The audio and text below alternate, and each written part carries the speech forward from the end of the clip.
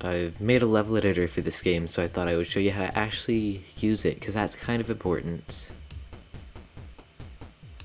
The top left is where your quit and your save buttons are. I think you can figure out what those do. This button is to mute and unmute the audio, and then these are to switch the song. By default it has no song, but if I click those I can change it to any of the 5 that are currently in the game. This button changes the colors of the game, so if I click it, everything's green now, blue, pink, purple, whatever, yellow, kind of gray, actual pink, and then back to white. Those are just aesthetic things in the top right. Next is this button, which you can use to draw tiles. If I just hold left click and move, then it draws them wherever the cursor is. If I hold shift and drag, I can lock it to an axis. So right now it's only moving left and right, now it's only going up and down. Right click to remove tiles. The small rocket button moves the player. The big rocket button moves the big rocket, which is the exit to the level, so wherever your end is. Now the more complicated stuff. The fidget spinner button lets you spawn in a fidget spinner. When you have it selected, press the plus button to add one in the middle of your screen. Then you can drag the middle around. The first box is how fast it spins, so if I set it to 80, then it goes a lot faster. The second one is the amount of arms, so if I do 31, that's 31 arms. If I do 3, there's 3 arms. And the last one is how long each arm is, so if I set that to 3, they're all 3 long and there's 3 arms. 4 arms, 3 long, so 2. And then this button lets you choose if the middle is hollow or not, so if there's a blade in the middle.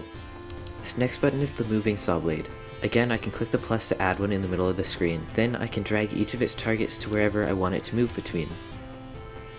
The number in this box is how long it takes to get from one point to the other in seconds. If I set it to 2, it will take longer to get from one point to the other. If I set it to 0.5, then it's a lot faster.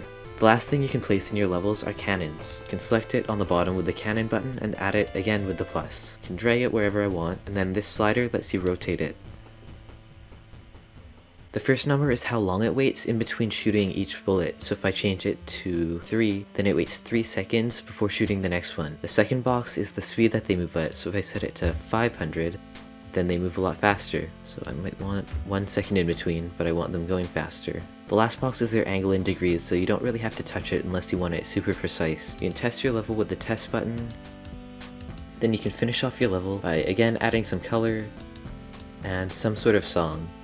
Once you finish the level, you probably want to share it. If you click this button, it opens the levels folder. Levels that you've made show up in the creations folder, and then you can just drag the Rocketbit file into Discord or wherever you want to share it, and then you can take levels that other people have made and put them in the levels folder. Then once it's there, it'll show up in the user levels menu. A good place to share your levels is the Discord server, which is linked in the user levels menu, DLC levels menu, and in the settings. If you share a level in the Discord and I like it a lot, I might add it to the DLC levels menu. I think that's everything with the editor. I hopefully didn't forget anything. Yeah. Bye.